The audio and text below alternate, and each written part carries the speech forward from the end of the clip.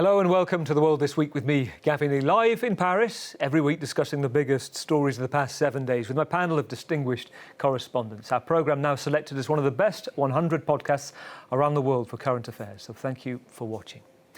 It's been a week where the world said goodbye to Pope Francis. Tens of thousands of mourners queued to pay their respects as he lay in state in St. Peter's Basilica over 3 days of mourning. We'll discuss his life and legacy, the geopolitics of his papal funeral, and look towards the conclave that will follow. I had seen the Pope when we came with the Paris 2 years ago and met him. It was an unforgettable moment. When he died, I felt pain in my heart because the Pope was part of my heart. I will never forget him for the rest of my life.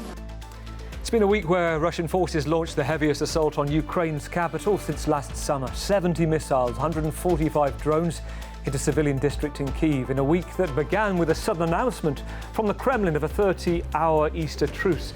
See this peace-posturing propaganda by European leaders. President Trump claimed he has his own private deadline in mind before he will walk away from efforts for a real truce, making a personal appeal to Putin. Vladimir, stop, he typed on social media, writing he's not happy with Russian strikes, although in person, no such narrative. I think we have a deal with Russia. We have to get a deal with Zelensky, and I hope that Zelensky, I thought it might be easier to deal with Zelensky. So far it's been harder, but that's okay. It's been a week of renewed tensions between India and Pakistan after the deadliest attack on civilians in Indian-administered Kashmir for 25 years. Militants posing as police shot and killed 25 Indian tourists and one Nepalese citizen in a Himalayan mountain retreat. Kashmir, which is claimed both by India and Pakistan in its entirety, has been a flashpoint for insurgency for decades, but attacks on tourists are rare. India will identify, track and punish every terrorist and their backers.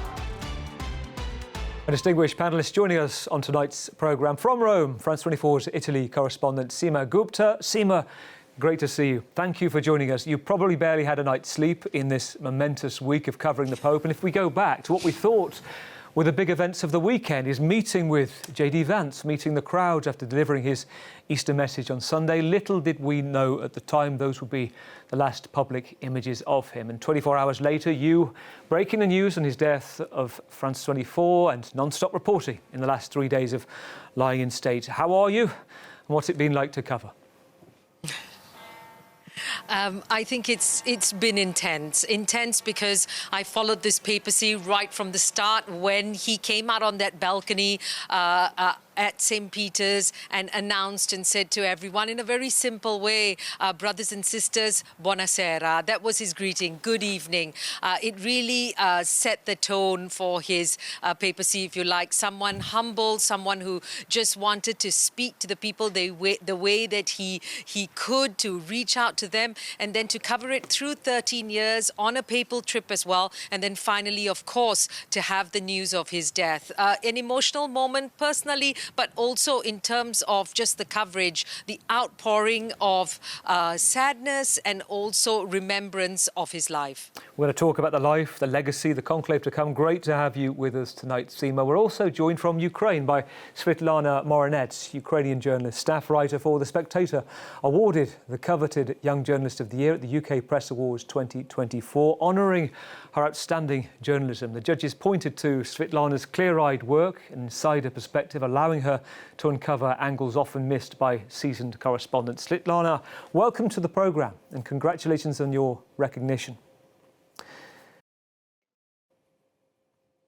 Good evening. Thank you for having me. You're welcome. You've said your work has cost you tears, nerves, countless sleepless nights, which is also a powerful message, I think, isn't it, to the many out there who scroll the socials, they take out any old misinformation. Quality information is scarce for a reason. It is much harder to mine, and that is why good, trusted journalism matters more than ever, doesn't it? Yes, of course. And as a Ukrainian, I feel it is the least what I can do for my country is to tell the truth. And then the readers will decide for themselves if they want to support Ukraine or not. It's fantastic to have you with us, Svitlana. Svitlana also runs the Spectator newsletter, Ukraine in Focus. Now, here with us in the studio, Victor Mallet, Senior Editor for the Financial Times. Great to have you with us, Victor, who has spent 3 decades reporting from Asia, Europe, the Middle East, Africa, author of 2 critically acclaimed books, The Trouble with Tigers, The Rise and Fall of Southeast Asia, and River of Life, River of Death, the Ganges and India's Future. Victor, interesting this week because you must have taken an interest, I think, in the US Veep's trip to India and J.D. Vance's diplomatic footprint there. What are you made of that? Yes, and also, of course, the terror attack in Kashmir, which had a big impact and is threatening to cause another war between India and Pakistan over water. Actually, you were mentioning rivers, and there's another possibility of a war that will involve the waters of a major river. So, yeah. It's very interesting, given that both sides, I'm going to talk about Kashmir in a moment, and the risk towards a war between India and Pakistan. India pointed the fingers at Pakistan being behind it, Pakistan denying it, but they've switched off, they're threatening to switch off the major rivers into Pakistan. Pakistan saying this is a declaration of war. On to more peaceful matters, just briefly, before we look at that, let's have a look at an image you're familiar with. You've been there several times. This is our man in the US, J.D. Vance, at the Taj Mahal this week with the family. Let's take a look at this image. Hey, Mary, can you put your hands down? It's okay. Can you just look ahead? It's okay. Come here. I can't even open my eyes. You can. You just. Oh, I know, buddy. It's hard. Just do it for a few seconds. All right. 1, 2, 3. 1, 2. Minded to ask you, is that usual to see the Taj Mahal so empty, so beautifully lit? I don't know whether they kind of cleared it for him or whether he was there a particular time of day. And yes, I mean, it is pretty hard to get that picture, but you find that VIPs are able to get it. The curious thing to me was to wonder whether he kind of is aware or wants to publicise the fact that it was essentially a Muslim monument or from a Muslim king, you know, who who built it for his loved one. So that's a it is a shiny shot to go up on the family album, I am sure. But I think it is the fact that there is an image of that. It looks beautifully posed, but just to see the reality, telling the children to be quiet. We all know what that's like if you've got children. India is more crowded than that in real life, definitely. Yes. Victor, a pleasure to have you amongst us tonight. Let's also bring in another great friend of the programme, Elisabeth Binow, Paris correspondent for Reuters. Elisabeth covers the Élysée Palace, Matignon, the seats of French presidential and prime ministerial power, and author of several books, including Le Vestiaire des Politiques, the brilliantly titled The Politician's Wardrobe. Elisabeth, an evening. I want to mention this particular book because you've looked at the clothes politicians use to shape their public image, the meticulous planning that actually goes on behind the scenes. Yes, well, it's a very important matter. The first thing people see when a politician enters the room is what are they wearing?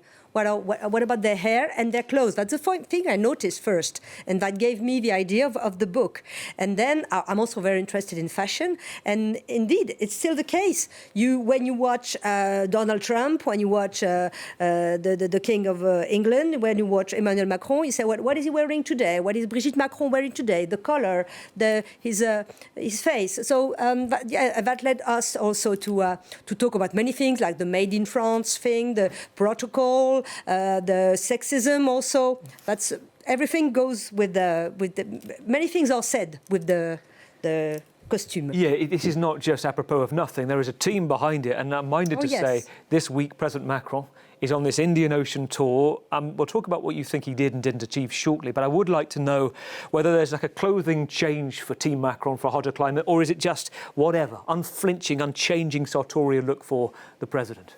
Well, the president may leave the jacket when he goes in islands like that, but he keeps the tie and the white shirt. And all eyes are on Brigitte. She was with him, and she's the one that people want to see what she's wearing. She's normally wearing Louis Vuitton clothes. It's a French mark, and all eyes on her normally. She's used to that, but it's a bit heavy for her. And in those state visits like that, all eyes are on them, and of course clothes are very important. But the suit for the president is definitely a white shirt and a tie. It's kind of circa, I've noticed a picture of the Indian Ocean, kind of circa Tony Blair in the 90s, you know, jacket behind the shirt rolled up. I'm getting to work, but it's a bit hotter temperature than as Europeans are used to. And yet, it's hard to see them venture beyond that. I think there's a couple of times we see President Macron in a hoodie, but those usually like after an election period. They're quite rare, aren't they? It's a communication. When he does that, we had hoodie, but it was for TikTok, for youngsters, for the social media. When he's officially, he never wears a hoodie. But when he wants to talk to the youngsters or to say, well, I'm cool, or he had also a hoodie from the army. So it was a message for the militaries. I'm with you, Elizabeth. It's a delight to have you with us tonight. Let's begin. Easter Monday, 9:45 in the morning, from the Apostolic Palace, Vatican City, news came of the death of Pope Francis. News that after many years of poor health, recent months of critical illness seemed likely, and yet, after being seen in public talking to the crowd in St. Peter's Square less than 24 hours before, where he seemed to be recovering, well, it did come to many as a shock. Cardinal Kevin Farrell broke the news. Carissimi fratelli e sorelle, con profondo dolore devo annunciare Dear brothers and sisters, la morte del it is with nostro profound Santo sadness Padre I must Francesco. announce the death of our Holy Father Francis. Alle ore At 7:35 this morning, the Bishop of Rome, Francis, returned il to the house vescovo of di the Father. Roma Francesco è tornato alla casa del Padre. We'll go straight to Sima in Rome. Sima, reportedly, the Pope's last words to his personal nurse, Massimiliano Strapetti, were "Thank you for bringing me back to the square," referring to his time in the crowd at St. Peter's and in the Popemobile just the day before. And given he went out to meet the crowd on Easter Sunday, despite doctors advising convalescence for 2 months, perhaps the way he wanted things to go. Absolutely. I think that really is the message that is behind this Pope, one of service, very much on top of the agenda for him, being close to the faithful, expressing the fact that he wants to be there for them. He was about compassion. He was about unity. Those are some of the messages that he tried to bring across. And if you think about it, he really was a first in many ways when he became the pontiff. He was the first non-European one for a long, long time, the first Latin American, the first Jesuit, and the first one to pick the name Francis after St. Francis of Assisi, someone who really looked at the fact that there was life and in every human being, every element of life in the world, whether plant or whether animal. So really about protecting the environment as well. So all these things came in as first, and he did in his own way frustrate the traditionalists within the church, especially, let's not forget that famous line, "Who am I to judge?" when he talked about gay people and marginalized people and how he supported them and helped for justice for the poor as well. He was born Jorge Mario Bergoglio in Buenos Aires in 1936. He turned to the church in his early 20s, rose to the ranks of Jesuit leader, was elected Pope in 2013. Sima, as you said, you were there. He was a compromise candidate, wasn't he, in the conclave that could appeal to both conservatives, to progressives as well, and wanted to bring the faith forward, be more inclusive. Some of those issues you mentioned, like who am I to judge? 12 years on, Sima, how do you think he'll be remembered? What are the words that people you've talked to this week have been saying? I think a lot of the people I've spoken to talk about his humility. They talk about him being really humble. The fact that he chose, even the way his funeral is going to be carried out, the fact that the coffin is a simple wooden coffin with a zinc casing. It's not what previous popes had, where they have 3 different layers in terms of the encasing. And he also wanted a pedestal that was lower. And he's chosen not to be buried in the grandeur of St. Peter's Basilica, but instead choosing another papal basilica of Rome. There are 4, but one that is perhaps closer to his heart, because there was an icon of Mary there that was very important to him. He often went to that basilica before and after every single papal trip, and even after he was released from hospital. And it's just on a side aisle, and it's a simple tomb that we understand will be set aside for him in marble from his family region of Liguria, because of course he has Italian roots, and it will have the simple inscription on top, Franciscus, which is his name in Latin. So really, all these simple elements led to many referring to the fact that he's humble, and they felt they could be close to him, that he was like one of them. You talk about the simplicity. The story is about his simplicity in dress, that he didn't even want to wear white trousers with a white cassock, so he didn't want to look like an ice cream seller. So he had also his sense of humour as well. He said, as you get older, if you lose your sense of humour, you become sour Victor. Listening to Sima, one thing that strikes me, when one is chosen as Pope, there is a formality that Sima will have covered last time, a Latin phrase that's put to the chosen one. And the Latin phrase you have to reply to it to accept the position is this: accepto. I accept. Simple as that. When Pope Francis accepted, he said this: I am a sinner, trusting in the patience and acceptance of God, I accept. And I think that tells us a lot, doesn't it? This acknowledgement, and perhaps some say that his papacy was about his own atonement and perhaps the guilt he felt for his time in Argentina too. Yeah, I think what one takes away is just his tolerance. You know, liberals sort of criticise him for not having changed doctrine enough, you know, not having done enough sort of hard reforms, if you like, to church doctrine. But actually his message was quite consistently, for example, sympathetic to migrants, informal or formal migrants. You know, during the Gaza war, he was calling, I think, a church or Christians in Gaza every day. I mean, he really had that sense of somebody who cared for ordinary people who were suffering. And you know, this was totally out of tune, obviously, with the current political atmosphere in a place like the United States. Which is why, you know, it's kind of, I suppose, remarkable in a way that J.D. Vance, I think, was the last person, or one of the last people, to have an audience with him. It is very interesting. Much has been said on social media about that, and people have kind of taken it away, and all sorts of memes as well. Elizabeth, what have you made of the Pope's stance on a world stage, and in particular when it comes to, you know, Victor was talking about putting the periphery to the centre, the lives of migrants and the poor, and kind of against the rhetoric of many world leaders and populists. Yes, and it was symbolic that he refused to come to Notre Dame for the reopening, for instance. That he refused the pomp. And he preferred to go to Corsica, to Marseille, in very, multicultural areas, in a small island, and that's very symbolic of what Pope Francesco was. And there was a great deal of emotion in France, even at the Élysée. Emmanuel Macron with his wife are in Rome tonight, and he shortened his tour in the Indian Ocean to come back to Europe to be at the Pope funerals. He met the Pope several times. And the Pope was rather tough with him, saying that he has to care for the migrant, to care for the poor, first thing, before anything else. And Emmanuel Macron tried to use him in a little bit with the Notre Dame drama, but the Pope refused that. That's very him. And the very official line, which was the star of Notre Dame is the cathedral herself. Yes. You can't really get out of that one, can you, and say but. That's kind of full stop there. Svetlana, listening to this, we're hearing the news today that ahead of the funeral, amongst the kings, the queens, prime ministers, presidents that will be there, President Zelensky may not. He said, quote, there may be military matters. What are you reading into that?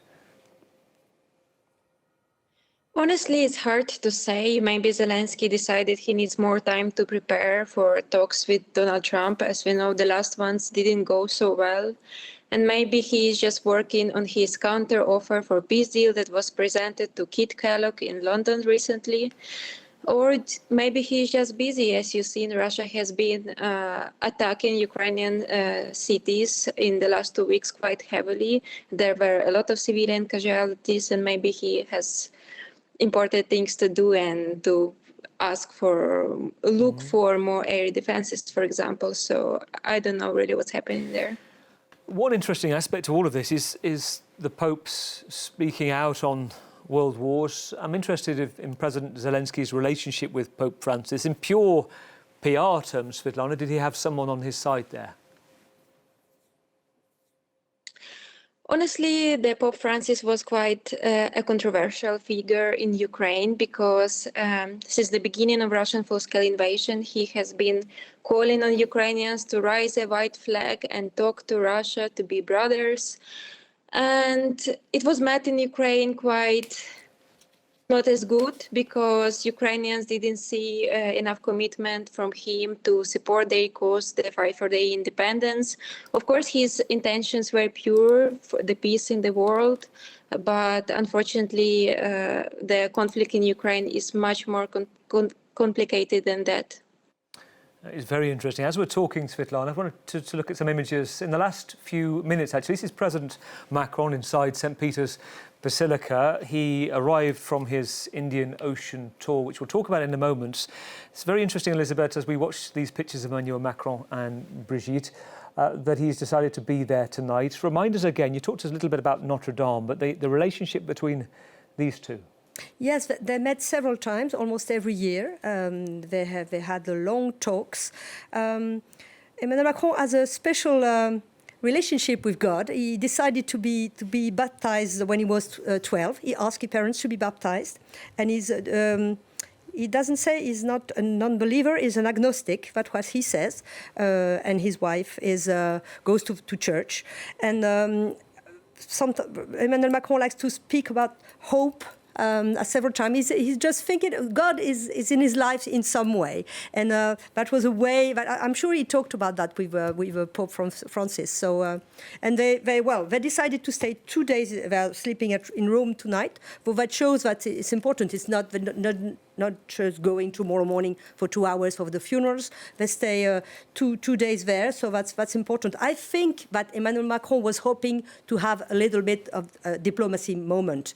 I think they tried, all the diplomats tried to organize something with Trump, Zelensky, Starmer, Macron, maybe Meloni, but it was not easy. Maybe it was not the right time, and it has to be useful. So I think when they realized that it wouldn't be that useful, maybe that's when Zelensky decided not to come. I was going to say, if we put two and two together, that's perhaps what we can read through this, that the idea of having some kind of more important geopolitical bilateral, it didn't look, in your view, like that was likely to happen.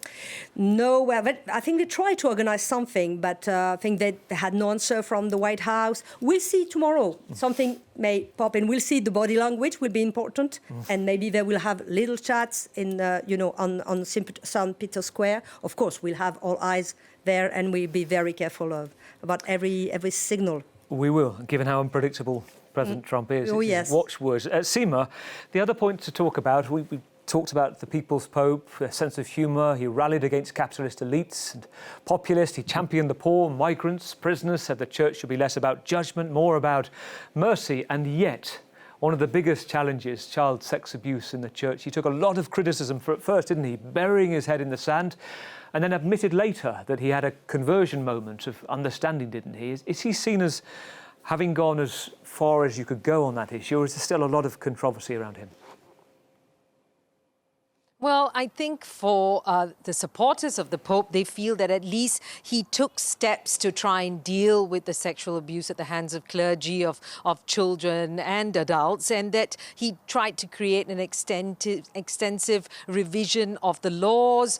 He also expressed that this is really our shame. I mean, that's a word that he actually used. So there were efforts made, but for the victims of child sexual abuse at the hands of the clergy, it was clearly not enough. There's a feeling that not enough is being done to not just deal with the abusers, but also those that the survivors say covered up those abuses for so many years. So there is frustration on the part of survivors around the world, even here in Italy, that the church hasn't done enough to deal with the issue in a broader sense.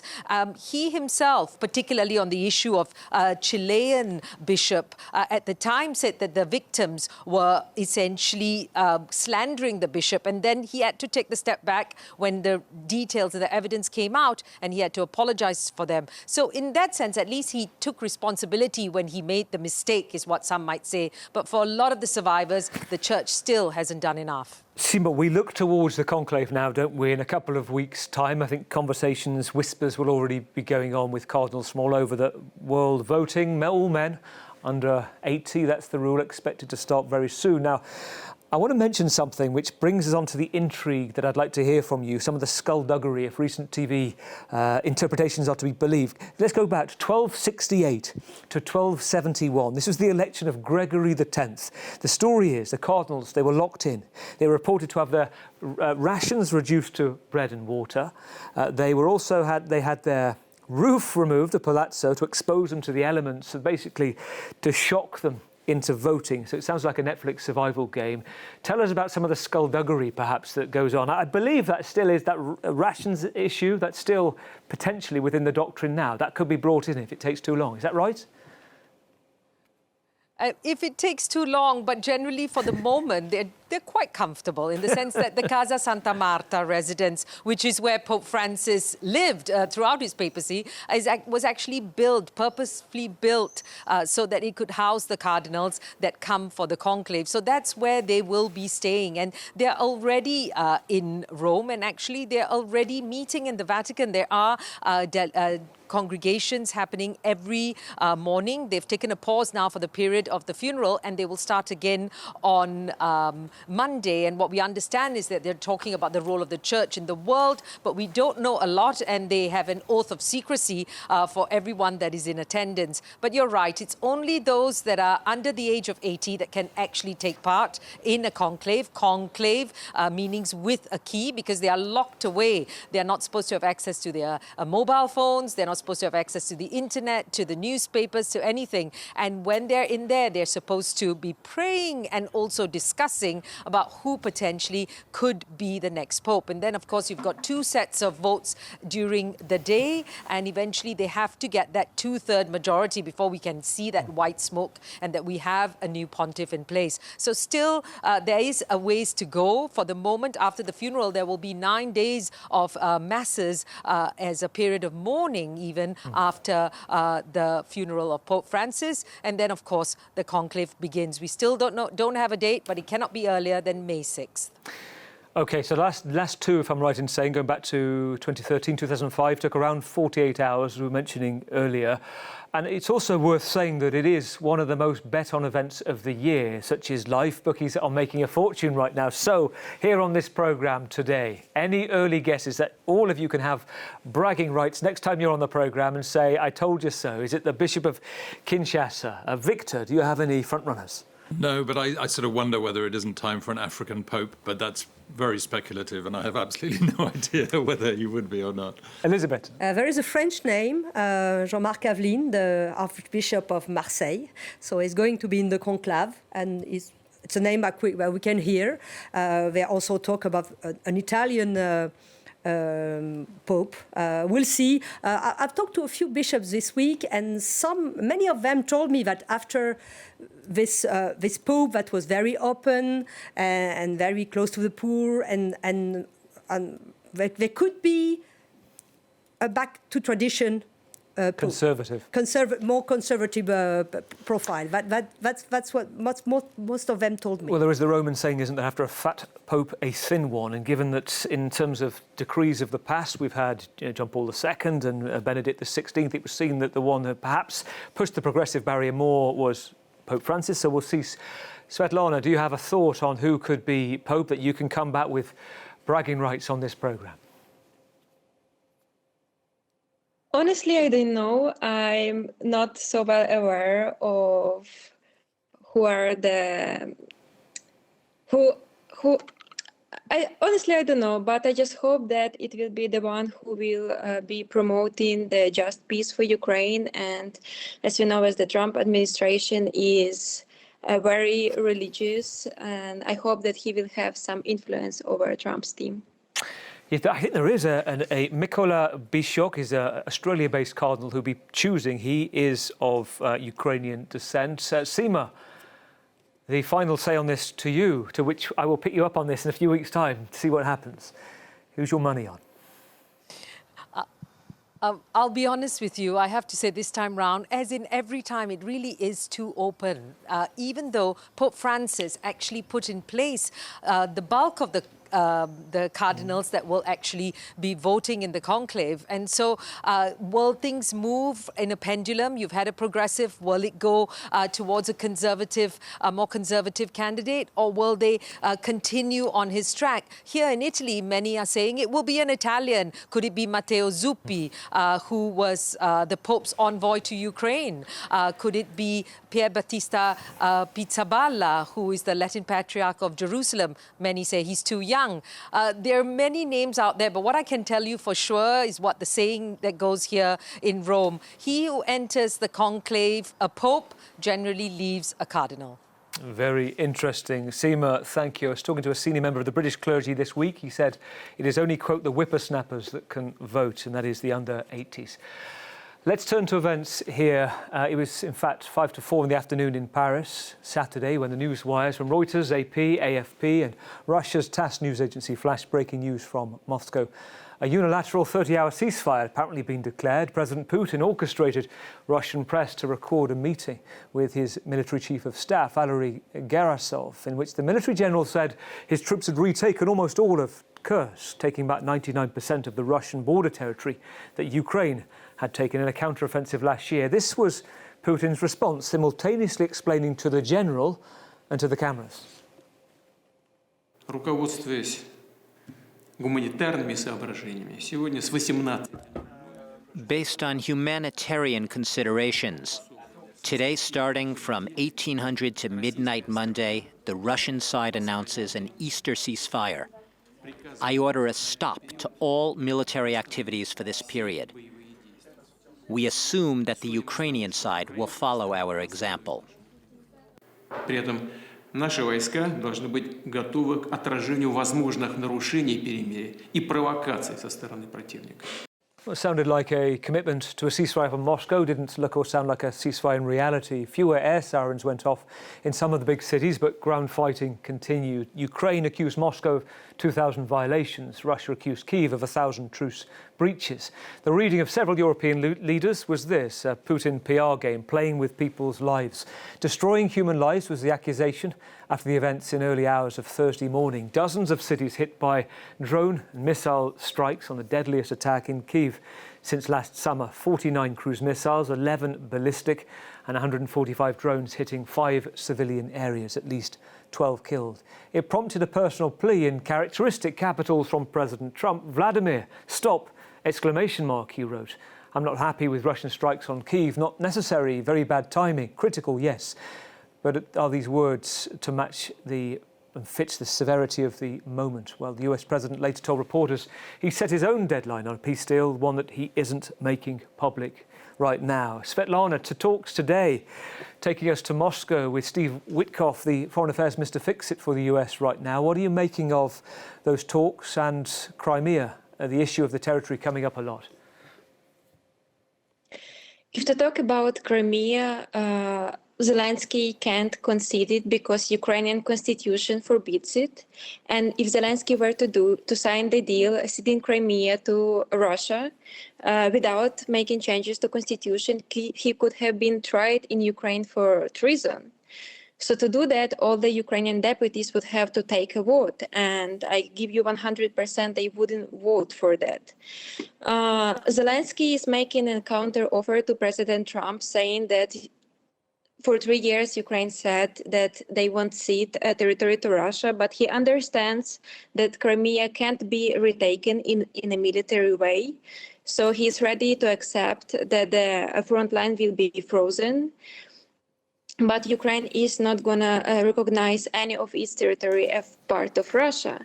And here we see Donald Trump saying completely the opposite, that Crimea will stay with Russia. And unfortunately, in Ukraine, it is seen as Donald Trump is taking the easiest way to end this war, is just to give Russia, if not all of it wants, but at least most of what it wants, to force Ukraine into concessions, because it is easy, it is fast. So far, Trump has not put any pressure on Russia. He said that Russian concession is that they are not going to conquer all of Ukraine, but it is a lie. If Russia could conquer all of Ukraine, they would do it a lot of time ago. But in the last year, they captured only 0.6% of Ukraine, and it would take them decades, if not a century, to capture all of Ukraine. So it is really not a concession. Trump has all the tools to make a better deal for Ukraine. He could impose secondary sanctions on the countries buying the Russian oil and gas, including the European Union, who's still doing that. He could provide more air defense system for Ukraine. He could provide ATACMS, and Ukraine could use them to destroy Russian oil infrastructure that Ukraine has been doing successfully for the last 2 years, and that proven to be the most effective sanctions against Russian war machine. But Trump is not doing any of that because he's simply not interested. He wants to end this war right now. And the only ways he sees to do it is to force Ukraine to concede its territories without providing real security guarantees for Ukraine. Elizabeth, listening to Svetlana, we are coming up to 100 days in office. And at the same time we're hearing for Trump, we're also hearing President Trump's secret deadline. What are you making of that?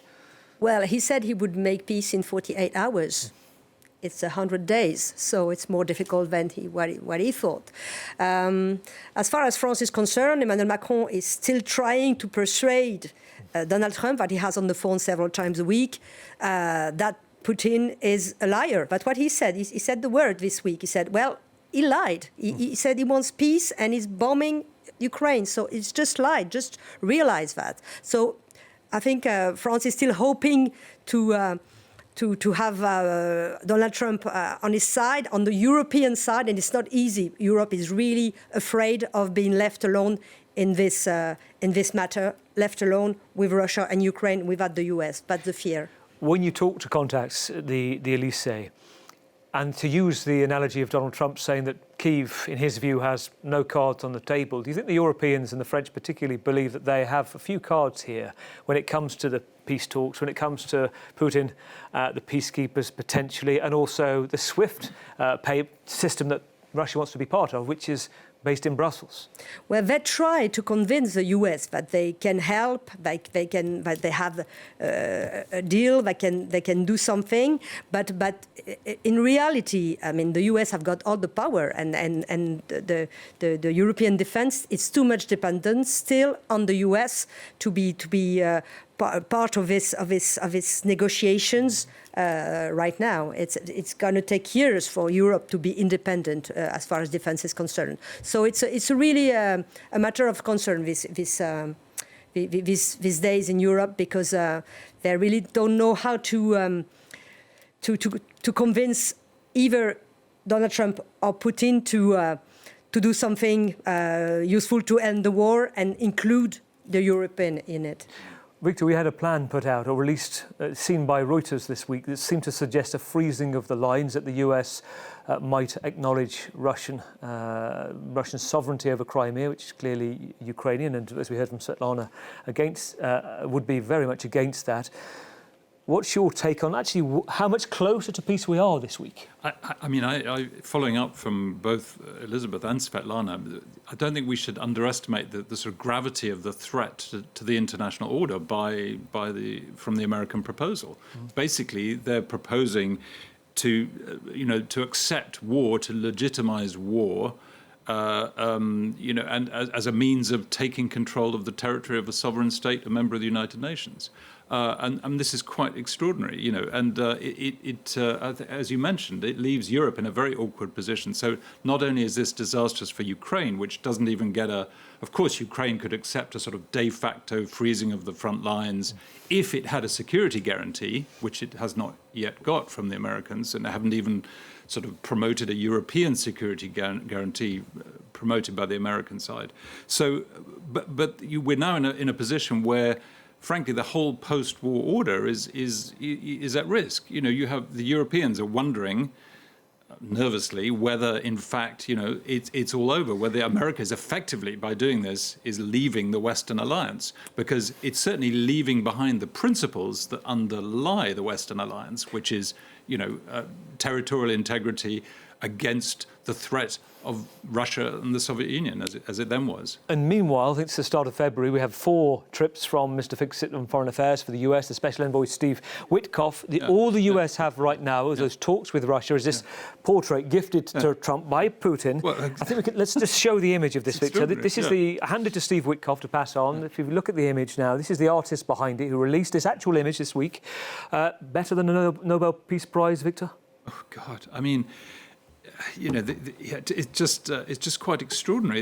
And the idea, as you're suggesting, with all these Witkoff meetings, of not including one of the parties to the conflict, and the aggrieved party, furthermore, in the negotiations for a supposed peace, is again quite extraordinary.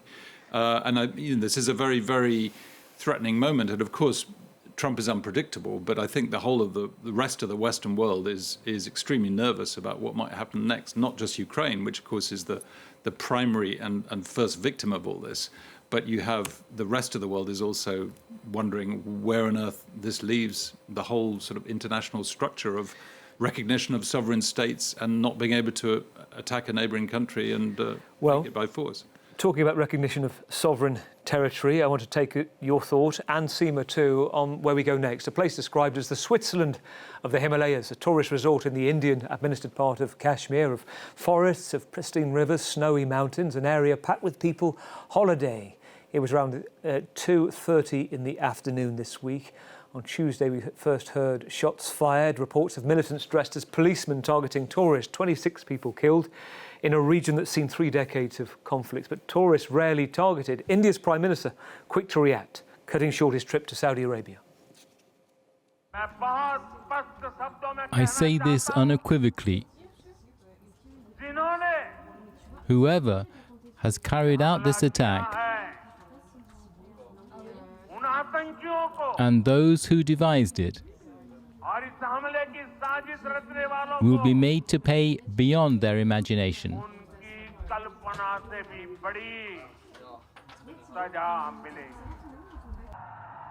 Wednesday night, a raft of measures in place against Islamabad, a shutting of the main border crossing with Pakistan, the suspension of visa services for Pakistani nationals. Military advisors to the Pakistan High Commission Delhi declared persona non grata, ordered to leave. And the most contentious so far, the suspension of a treaty allowing for the sharing of river water between neighbours. The move described by Pakistan as an act of war, which in tit for tat, suspension of all trade with India and bilateral agreements too. So there is a drumbeat on Indian TV right now, a fervour towards war. That is what the reportage seems to say. Is India-Pakistan the next conflict? Victor, I'd like your thoughts, and Seema too. Yes, I mean, it's very worrying. Ever since partition in 1947, India and Pakistan have been unable to, they've fought several wars, and they've been unable to sort of consolidate a lasting peace between two countries which really have a lot in common. They used to be part of British India. They speak the same languages, and there's really no reason why they shouldn't have a normal relationship. But that has just not been possible. Kashmir is, of course, a particular flashpoint. But I think this business of the rivers is quite interesting as well, because it sort of shows how control of the upstream part of a river can be an existential threat for the downstream state. China is actually the country that controls most of the sources of the big rivers in Asia, including the Brahmaputra, which comes into the Ganges, and where the Ganges comes out into the Bay of Bengal and goes through Bangladesh and India. But you think of what happened with the Nile. There were extreme tensions over Ethiopia's building of a large dam on the upper reaches of the Nile, which was obviously an immediate threat to Sudan, or not an immediate threat, but a threat to Sudan and Egypt downstream. So all these things are playing into a very tense and delicate situation that needs to be resolved. Yeah. Seema, 30 seconds, just your thought on watching developments and the possibility of conflict. Well, I think the concern is that these tensions are between two nuclear-armed countries. And that's what's the concern, and which is why the UN has also intervened to say, please, you have to try and lower the tensions. But I think the concern in India is that this attack hit 26 civilians. They were tourists who were enjoying the beauty of Kashmir. And this is what happened. Normally in the past, when there have been attacks, perhaps they were between security forces and the militants. This time round, civilians were attacked. And I think that is also the expression of the frustration that's being felt in India. Pakistan, for its part, of course, say, well, perhaps the Indian authorities should be protecting its citizens better. But it's a tit for tat always. And the concern, of course, is they're nuclear armed. Seema, thank you. A quick word tonight on the situation for a French teacher and her partner being held in Iran now for almost 3 years. Cécile Collet and her partner Jacques Paris were detained in May 2022, accused of seeking to stir up protests and spying, which they deny. There is growing concern over their health, and France has repeatedly lobbied for their release. Human rights groups saying tourists and dual nationals are often held for leverage in diplomatic negotiations. Well, that's it for this week. Thank you to my esteemed panellists, Victor Mallet, Senior Editor at the Financial Times, also to Elisabeth Pinault, Paris correspondent at Reuters. And we've been joined from Rome by Seema Gupta, France 24's Italy correspondent. And thank you too from Ukraine for Svetlana Morinet, Ukrainian journalist, staff writer too at The Spectator. Thank you all. Thank you for watching. We wish you 1,000 times good night. In a week, the world celebrated the 461st birthday of Shakespeare. But we will leave the last word to the Pope. There is always light. We'll see you in 7 days for the world next week. En las familias discutimos. Families, we quarrel. En las familias a veces vuelan los platos. And sometimes plates can fly.